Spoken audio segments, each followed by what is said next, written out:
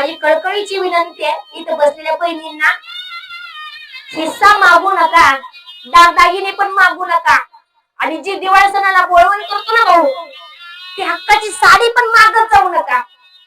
तिकडे बसलेल्या दादांना ही एक विनंती आहे, मागत जाऊ नका, म्हणजे द्यायचं कारण नाही राहिलं असं मनामध्ये अजिबात विचार आणायचा नाही.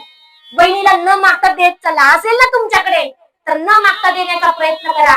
फक्त एकच विनंती आहे, साडी आणली ना, 500 रुपयाची असू द्या, 1000 रुपयाची असू द्या, 200 रुपयाची असू द्या, माहेरामधून घालून यायचा प्रयत्न करा. घालाच, प्रयत्न करू नका, घालूनच या.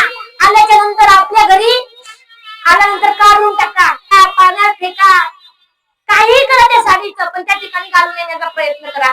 म्हणू नका 200 रुपयाची का 500 रुपयाची, एवढाच विचार फक्त न्या. जेवढं जास्त ज्ञान सांगण्यापेक्षा आपण कर्म कसं करावं, कसं राहावं, एकमेकांना समजून कसं घ्यावं,